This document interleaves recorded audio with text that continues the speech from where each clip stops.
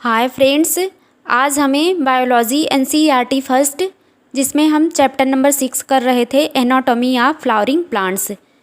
इसमें हम 3 टॉपिक थे, इसमें कंप्लीट कर लिए थे। फर्स्ट टॉपिक था द टिश्यूज़, सेकेंड टॉपिक था द टिश्यू सिस्टम और थर्ड टॉपिक हमने anatomy of dicot and monocot plants की एनाटॉमी देखी थी।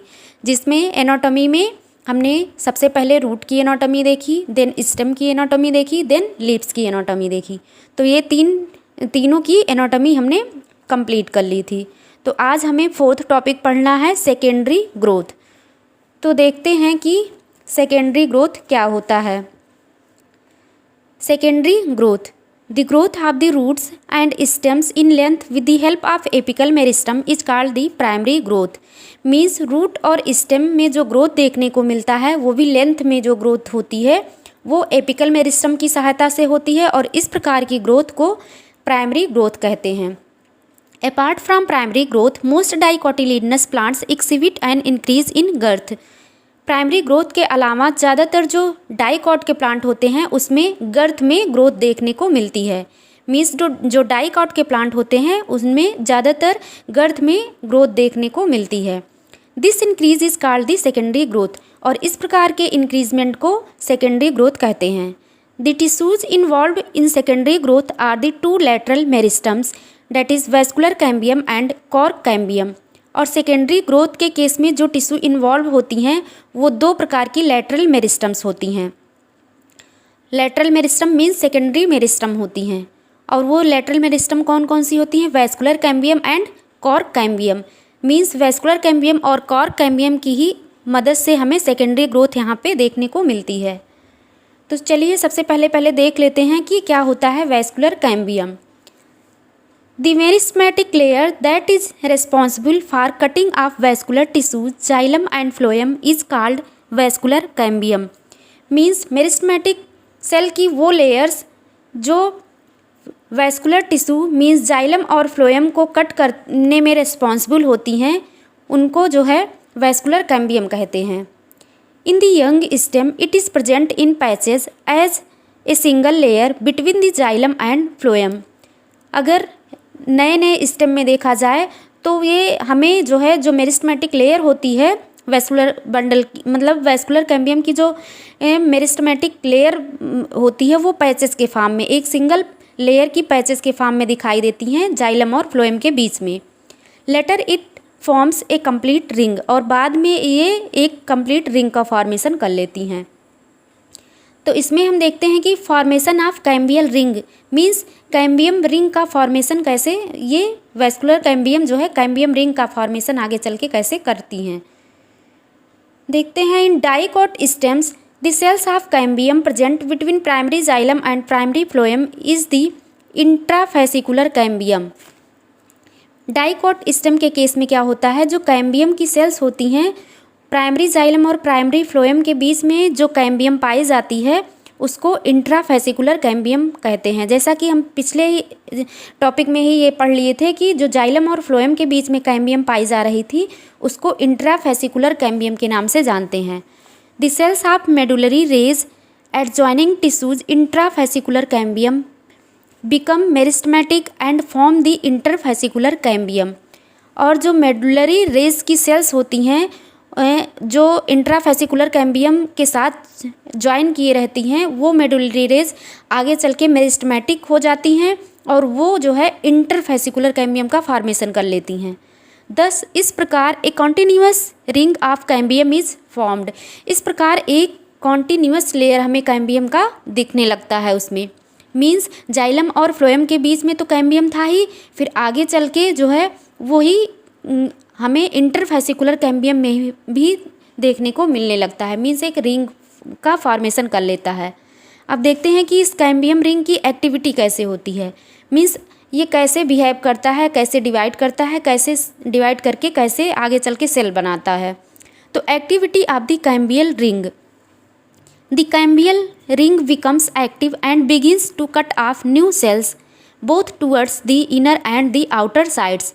जो कैम्बियम की रिंग होती है वो आगे चल के जब मेरिस्टेमेटिक हो जाती हैं, मेरिस्टेमेटिक होंगी तो फिर वो डिवाइड करेंगी क्योंकि मेरिस्टेमेटिक सेल्स के पास कैपेसिटी होती है डिवाइड करने की, तो वो डिवाइड करके जाइलम और फ्लोएम को दोनों तरफ डिवाइड करेंगी। जाइलम मतलब आउटर साइड में भी और इनर साइड में भी डिवीज़न देखने को मिलता है। जाइलम और फ्लोएम के दोनों साइड में हमें डिवीज़न देखने को मिलता है। The cells cut off towards with mature into secondary xylem and the cells cut off towards periphery mature into secondary phloem।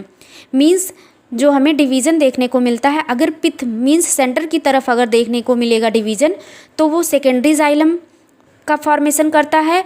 अगर हमें पेरीफेरी साइड की तरफ, किनारे की तरफ डिवीज़न देखने को मिलेगा, तो वो सेकेंडरी फ्लोएम का फॉर्मेशन देखने को मिलता है। The cambium is generally more active on the inner side than on the outer। Cambium जो होता है वो ज़्यादातर इन अंदर की तरफ मीन्स जाइलम का फॉर्मेशन अंदर की तरफ देखने को मिल रहा था, तो जाइलम की साइड में कैम्बियम ज़्यादा एक्टिव होता है as compared to outer side.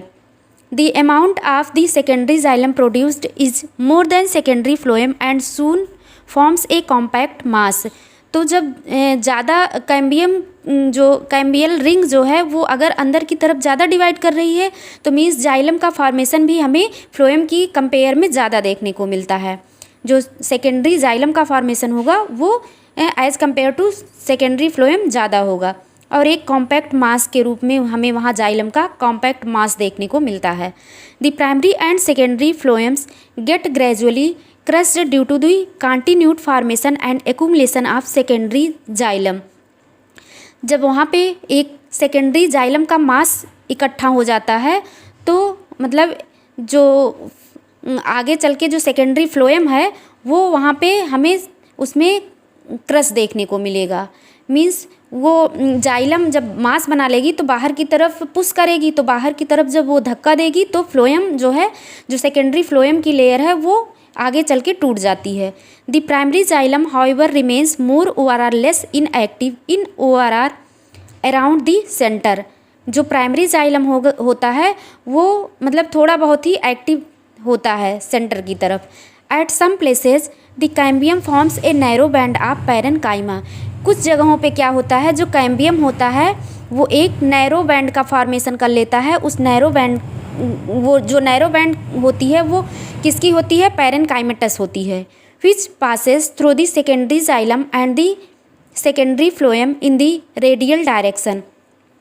जो किसके थ्रू पास होती है, सेकेंडरी जाइलम और सेकेंडरी फ्लोएम के थ्रू पास होके रेडियल डायरेक्शन में आगे ग्रो करती है। These are the secondary medullary rays, और इस प्रकार की टिश्यू को सेकेंडरी मेडुलरी रेज कहते हैं, जैसा कि हमें फिगर 6.9 में देखने को मिल रहा है। जैसा कि फिगर 6.9 में हमें यहाँ पे दिखाया गया है secondary growth in dicot stem.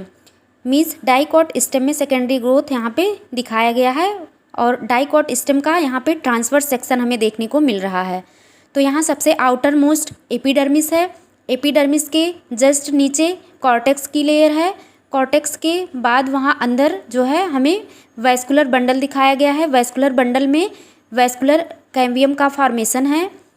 Means primary phloem upper side में है, पेरीफेरी पे है, और प्राइमरी जाइलम जो है इनर साइड में है, और अंदर की तरफ पिथ है। मीन्स पिथ की तरफ यहाँ पे प्राइमरी जाइलम का फॉर्मेशन हुआ है। और यहाँ पे सेकेंड वाले फिगर में यहाँ पे मेडुलरी रेज का भी फॉर्मेशन दिखाया गया है, और ये मेडुलरी रेज जो है ये रेडियली आउटवर्ड दिख रही हैं इस फिगर में।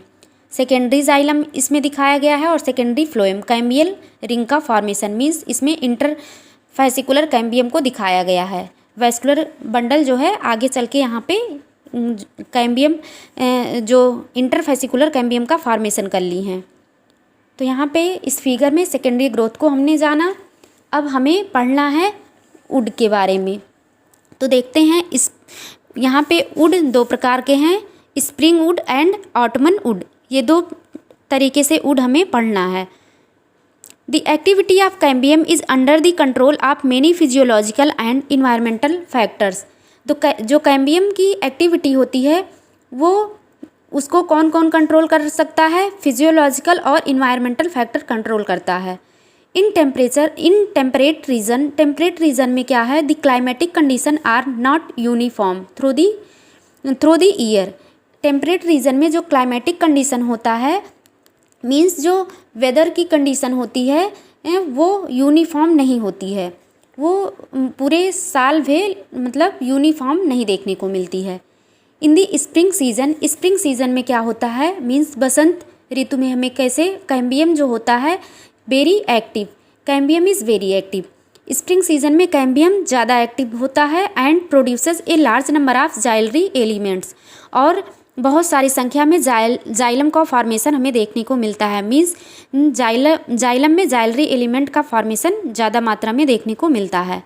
Having vessels with wider cavities, और वो जाइलम में जो वेसल एलिमेंट्स होते हैं उसमें जो उनकी जो कैविटी होती है, मीन्स उनका जो ल्यूमेन होता है वो वाइडर होता है।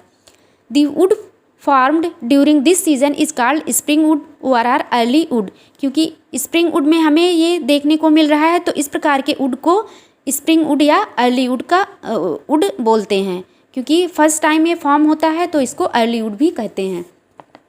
इन विंटर सीजन में क्या होता है, the cambium is less active and forms fewer xylary elements that have narrow vessels. Winter के सीज़न में क्या होता है कि जो कैम्बियम की एक्टिविटी होती है वो थोड़ा कम हो जाती है, और जाइलम एलिमेंट्स में जो जाइलम वेसल्स होते हैं उनका जो ल्यूमेन होता है वो हमें मतलब नैरो दिखता है।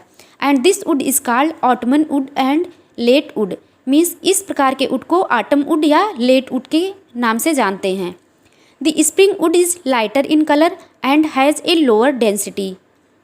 जो स्प्रिंग वुड है उसको अर्ली वुड भी बोल रहे हैं, तो वो लाइट इन कलर होता है, मीन्स कलर में वो हल्का होगा और लो डेंसिटी होता है उसका। Whereas the autumn wood is darker and has a higher density, जबकि जो ऑटम वुड होता है वो डार्क इन कलर होगा देखने में और उसकी डेंसिटी भी हाई होती है। The two kinds of woods that appear as alternate concentric rings constitute an annual ring, और ये जो दो प्रकार की वुड देखने को मिलती है, मीन्स स्प्रिंग वुड और ऑटम वुड, जो दो प्रकार की वुड हैं ये हमें एक अल्टरनेट कॉन्सेंट्रिक रिंग में लगी होती हैं। मतलब एक अगर स्प्रिंग वुड की लेयर है तो उसके बाद ऑटम वुड की लेयर होगी, ऐसे 1 बाय 1 अल्टरनेट करके लगी होती हैं, लेयर इनकी बनी होती हैं। तो इस प्रकार के अरेंजमेंट से वो एक एनुअल रिंग का फॉर्मेशन करती हैं। Annual ring seen in a cut stem give an estimate of the age of the tree, और वही एनुअल रिंग देख के हम ट्री की एज को जो है पता कर सकते हैं। अब हमें यहाँ पे एक और वुड पढ़ना है, हर्ट वुड और सैप वुड। तो देखते हैं हर्ट वुड और सैप वुड क्या होती हैं। इन ओल्ड ट्री, पुराने पेड़ों में क्या होता है, the greater part of secondary xylem is dark brown due to the deposition of organic compounds like tannins, resins, oils, gums, aromatic substances and essential oils in the central और or innermost layer of the stem.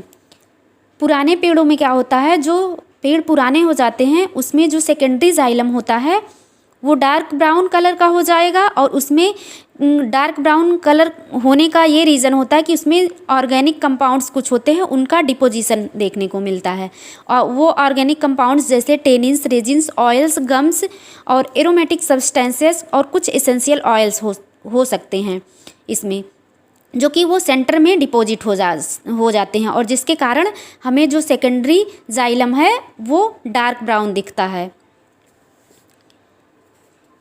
तो these substances make it hard, और यही substances उसको hard बनाती हैं, means secondary xylem को hard बनाती हैं, durable and resistant to the attacks of the micro organisms and insects. Hard होने के नाते उनका ड्यूरेशन भी ज़्यादा होता है, मीन्स वो बहुत लंबे समय तक उनमें जो है किसी इंसेक्ट या किसी ऑर्गेनिजम्स का, माइक्रो ऑर्गेनिजम्स का अटैक उस पर नहीं हो पाता है। This region comprises dead elements with highly lignified walls and is called heartwood, और ये रीजन जो है डेड हो जाता है आगे चल के, मीन्स डेड एलिमेंट हो जाएगा इस, और हाईली लिग्निफाइड वॉल इनकी हो जाएंगी, और ये आगे चल के यही सेकेंडरी जाइलम हर्ट वुड का फॉर्मेशन कर लेता है। The heart wood does not conduct water but it gives mechanical support to the stem, और ये जो हर्ट वुड है क्योंकि ये डेड एलिमेंट से बना है तो ये वाटर का कंडक्शन नहीं करता है, ये स्टेम को केवल और केवल मैकेनिकल सपोर्ट प्रोवाइड करता है। The peripheral region of the secondary xylem is lighter in colour and is known as the sapwood.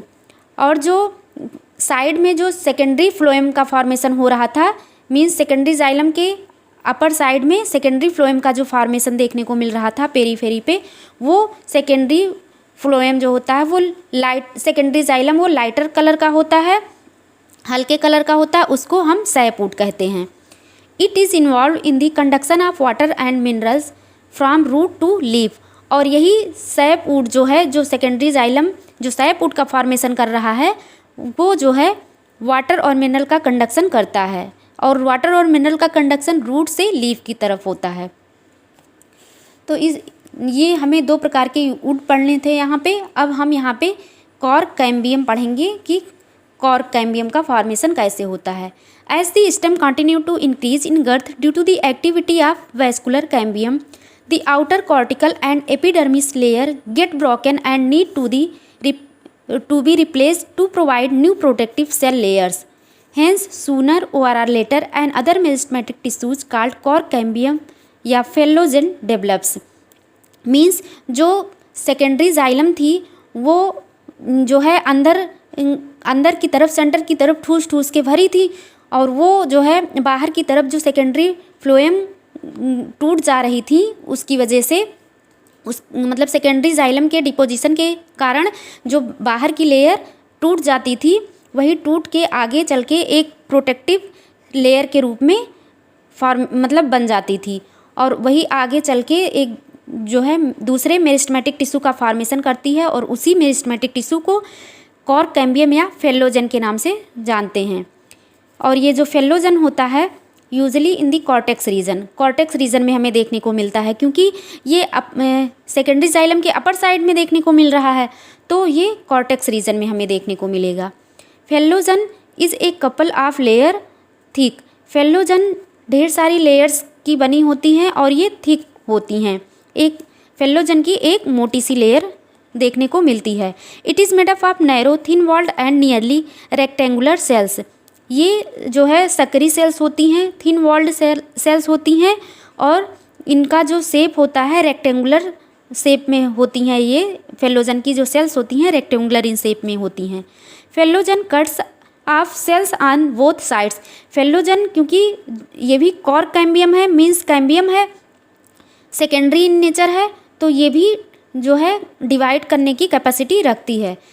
ये भी जो है डिवाइड आगे चल के करेगी। The outer cells differentiate into cork ORR phellem while the inner cells differentiate into secondary cortex ORR phelloderm. और जब ये फेलोजन डिवाइड करेगी आगे चल के, तो आउटसाइड पे कॉर्क या फेलम का फॉर्मेशन करती है, और इनर साइड पे सेकेंडरी कॉर्टेक्स या फेलोडर्म हमें देखने को मिलता है। The cork is impervious to water due to suberin deposition in the cell wall. जो कॉर्क होता है मीन्स जो जिसको हम फेलम कह रहे हैं, जो कॉर्क यानी कि फेलम जो होगा वो वाटर के प्रति इम्परवियस होता है, मतलब वाटर के लिए परमिएबल नहीं होता है, क्योंकि उसमें सुबेरिन का डिपोजिशन देखने को मिलता है। The cells of secondary cortex are parenchymatous. Phellogen, phellem and phelloderm are collectively known as periderm. जो सेकेंडरी कॉर्टेक्स की सेल्स होती हैं वो पैरेनकाइमेटस सेल्स होती हैं, क्योंकि थिन वॉल्ड हैं तो वो पैरेनकाइमेटस सेल्स होती हैं। और ये जो है जो फेलोजन, फेलम और फेलोडर्म है, ये तीनों लेयर आपस में मिल के एक साथ पेरीडर्म का फॉर्मेशन करती हैं। एक मतलब फोर्थ लेयर पेरीडर्म बनाती हैं ये तीनों मिल के।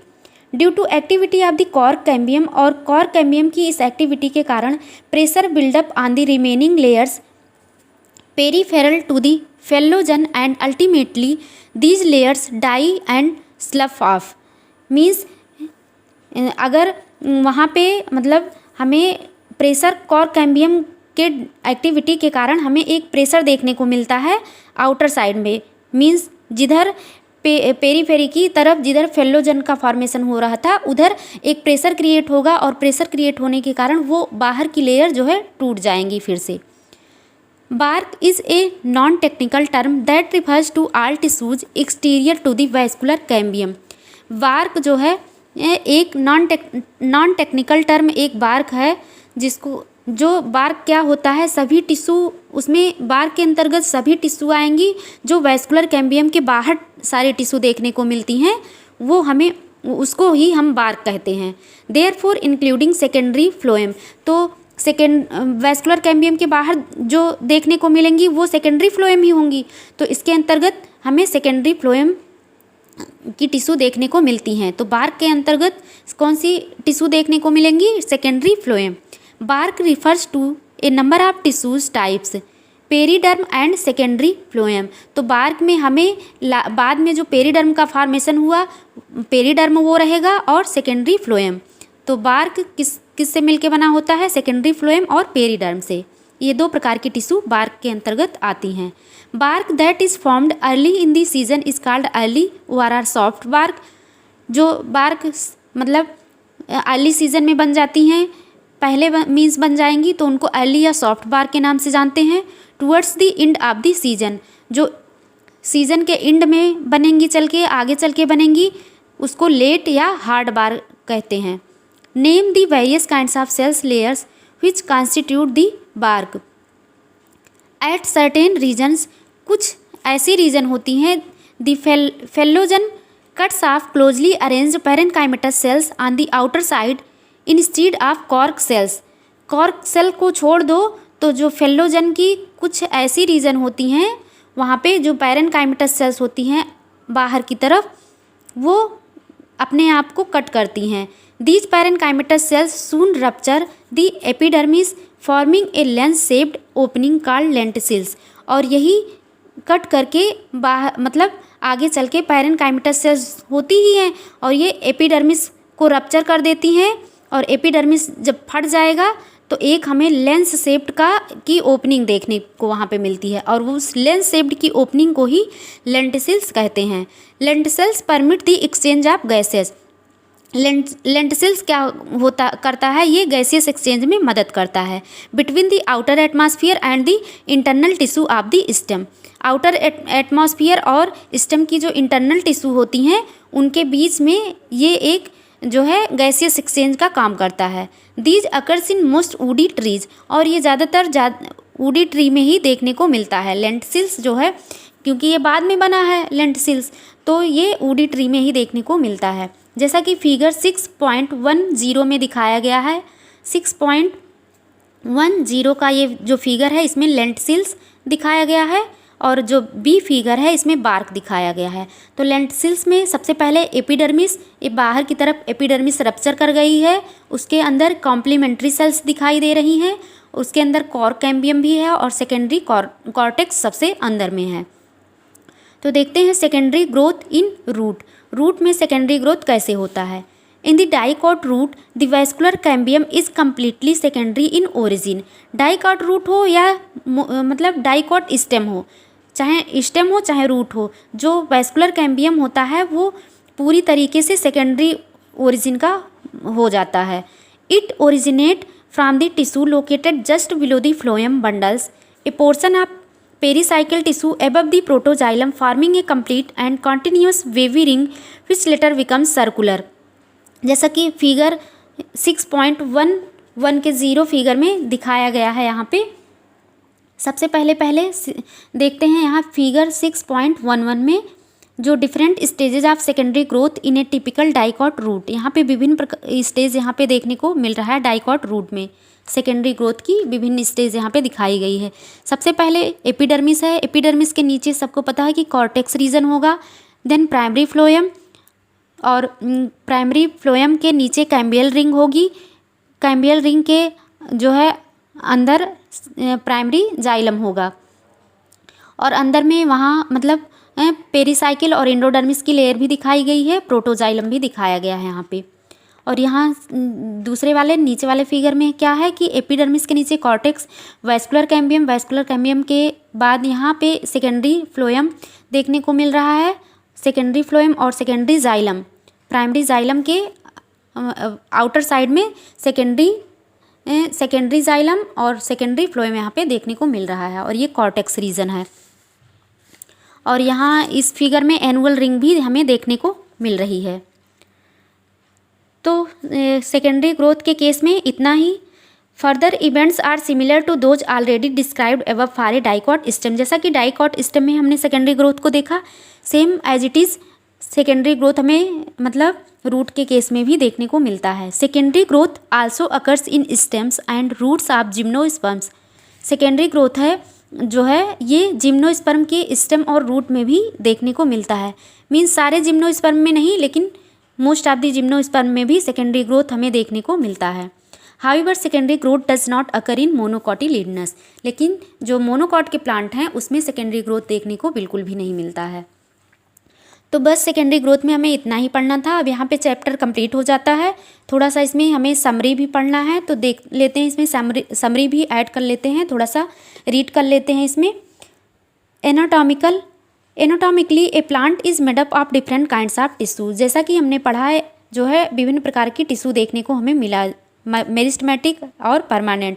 The plant tissues are broadly classified into meristematic. Meristematic में apical, lateral and intercalary meristem को हमने पढ़ा था, एंड परमानेंट टिश्यू में सिंपल और कॉम्प्लेक्स टिश्यू को देखा था।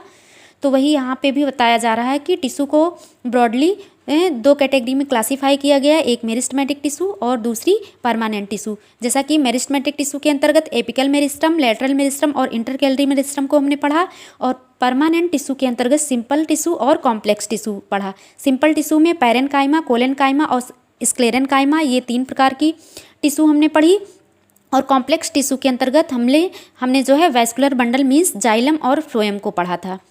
Assimilation of food and its storage, transpiration of water, mineral and photosynthesis and mechanical support are the main functions of the tissue. तो टिश्यू के यहाँ पे कुछ फंक्शन बताए गए हैं कि टिश्यू में फूड का एसिमिलेशन भी देखने को मिलता है, टिश्यू में हमें स्टोरेज भी देखने को मिलता था, जैसे कि पैरेनकाइमा की सेल जो थी वो जो है साधारणतया स्टोरेज उनका काम था। वाटर, मिनरल और फोटोसिंथेट्स इन सब का ट्रांसपोर्ट भी करती हैं टिश्यू जो होती हैं। और टिश्यू से जो है कुछ टिश्यू जो थी जैसे कि कोलेनकाइमा की सेल थी, ये टिश्यू मैकेनिकल सपोर्ट भी प्रोवाइड कर रही थी हमें, मतलब प्लांट को मैकेनिकल सपोर्ट भी प्रोवाइड करती थी। There are 3 types of tissue. यहाँ पे 3 प्रकार के टिश्यू सिस्टम को दिखाया गया है, epidermal, ground and vascular tissue. Means जैसा कि हमने पीछे ही पढ़ लिया था कि 3 प्रकार की टिश्यू सिस्टम पढ़े थे। एक epidermal tissue system, epidermal tissue system में हमने एपिडर्मल अपेंडेजेस और ट्राइकोम्स मीन्स हेयर वगैरह को पढ़ा था, जिसके अंतर्गत स्टोमेटा को भी हमने जाना था। एंड ग्राउंड टिश्यू दूसरा था, और तीसरा वैस्कुलर टिश्यू। ग्राउंड टिश्यू के अंतर्गत जो है एपिडर्मल टिश्यू और वैस्कुलर टिश्यू को छोड़ दो तो सारी टिश्यू जो थी कॉर्टेक्स, एंडोडर्मिस, पेरिसाइकिल, इन सब की जो टिश्यू थी वो ग्राउंड टिश्यू के अंतर्गत आती थी। और वैस्कुलर टिश्यू के अंतर्गत हमने जाइलम और फ्लोएम को पढ़ा था। The epidermal tissue system are made up of epidermal cells, stomata and the epidermal appendages. Means यहाँ पे यही बताया जा रहा है कि एपिडर्मल टिश्यू किस किस की बनी होती थी, एपिडर्मल सेल्स, स्टोमेटा और एपिडर्मल अपेंडेजेस। जो जैसा कि हम लोग एपिडर्मल अपेंडेजेस में ट्राइकोम्स और हेयर्स पढ़े थे। The ground tissue system forms the main bulk of the plant. जो ग्राउंड टिश्यू होती है वही जो है प्लांट में ज़्यादातर मात्रा में पाई जाती थी। It is divided into 3 zones, और ग्राउंड टिश्यू को भी 3 जोन में हमने पढ़ा था। एक कॉर्टेक्स की जोन थी, एक पेरिसाइकिल और एक पिथ की जोन थी। The vascular tissue system is formed by the xylem and phloem. Vascular tissue system जैसा कि हम जानते हैं जो वैस्कुलर बंडल होता है वो जाइलम और फ्लोएम से मिलकर बना होता है। On the basis of presence of cambium, cambium के पाए जाने के कारण location of xylem and phloem, the vascular bundles are of different types. Means अगर कैम्बियम पाया जा रहा था तो मीन्स ओपन टाइप का वैस्कुलर बंडल हमने पढ़ा था, और अगर कैम्बियम एब्सेंट था तो वो क्लोज टाइप का वैस्कुलर बंडल था, जैसा कि हमने पीछे पढ़ा था। The vascular bundle forms the conducting tissue and translocate water, mineral and food material. Vascular bundles जो थे वो वाटर, मिनरल और इनका फूड के ट्रांसपोर्ट और कंडक्शन में मदद करते थे। Monocotyledonous and dicotyledonous plants show marked variation in their internal structure. Monocot और डाइकॉट के प्लांट में हमने बहुत सारे वेरिएशन भी, उनके एनाटॉमी में बहुत सारे वेरिएशन भी देखने को मिला, और बहुत सारी मतलब सिमिलरिटी भी देखने को मिली थी। They differ in type, number and location of vascular bundles. The secondary growth occurs in most of the dicots roots and stems and it increases the girth. that is diameter of the organs by the activity of vascular cambium and cork cambium। vascular cambium और cork cambium की मदद से हमें secondary growth वहाँ पे देखने को मिल रहा था। the wood is actually a secondary xylem. जो वुड होता है वो एक्चुअली वास्तव में अगर देखा जाए तो सेकेंडरी जाइलम को ही वुड हम बोलते हैं। There are different types of wood on the basis of their composition and time of production. विभिन्न प्रकार के वुड भी देखने को मिलते हैं उनके कंपोजिशन और प्रोडक्शन के आधार पे। तो बस समरी में भी हमें इतना ही पढ़ना था। आज ये chapter anatomy of flowering plants यहाँ पे कंप्लीट हो जाता है। अब हम अगला चैप्टर नेक्स्ट डे पे पढ़ेंगे। तो थैंक यू।